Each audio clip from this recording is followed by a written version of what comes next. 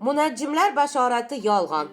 Sizning burchlaringiz ham ko'pchiligingizda yolg'on azizlar. Shunaqa.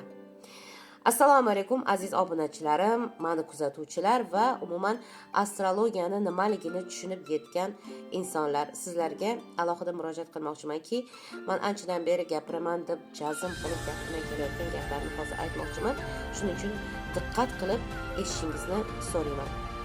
Demak, bu bugungi kunni masalasi emas, bugungi kunni gapi emas. Bu necha ming yillardirki, qaysidir bir g'alamislar odam zotini yo'ldan adashtirish uchun deyarli barcha bilimlarga yolg'on ma'lumotlarni kiritib qo'ygan.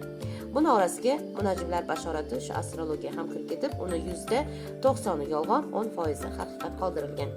Shuning uchun barchamizda qatlaridir ko'rsatkichlari o'xshaydi 50-50, qatlaridir umuman qatlaridir emas, umuman o'xshamaydi. Va buni oqibatida ko'pchilik e'tiborini chetda qoldirib, ya'ni ishonmasdan qo'ygan, bu lof, bu yolg'on deb o'ylaydi va e'tibor bermay qo'ygan. Va eng katta insonni adashtirish ham mana shunda, ya'ni odam zotini adashtirish eng kattasi shundaki, chunki inson o'zini taqdirini, o'zini tole yulduzini bilish kerak. U yerda barcha ko'rsatishlar, qaysi yulduz turkumidansiz, nima uchun dunyoga tug'ildingiz, qanday qobiliyatlaringiz bor, uni qanday yana ortig'i bilan rivojlantirishingiz kerak yoki qanday kamchiliklaringiz bor, nimani ustidan ishlashingiz kerak, turmushingiz, farzandingiz, sog'lig'ingiz, daromadingiz, omadingiz, hayotingizdagi bo'ladigan voqealar, nimani ustidan ishlashingiz kerak, barcha masalalar kiritilgan, berilgan.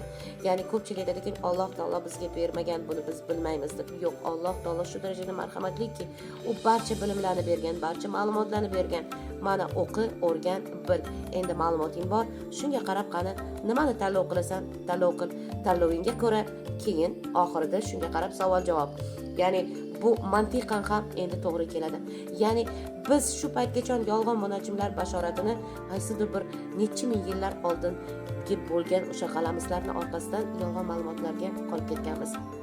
Bugungi kunda texnologiya rivojlanib, haqiqatni bilish vaqti keldi.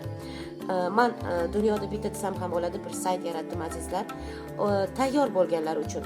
Ya'ni o'zini Gregorian kalendari bilan kimdir o'zini baliqman deb yurgan bo'lsa, u aslida baliq emas, qovg'a bo'lib qolishi mumkin yoki boshqa burjlar bo'lib qolishi mumkin.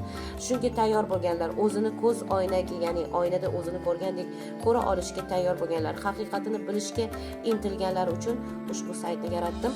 Istovchilar, ya'ni obuna bo'lishni xohlaganlar, menga aloqaga chiqsangiz, men описаниеda menga qanaqa aloqaga chiqish mumkinligini qoldirdim, adreslarini.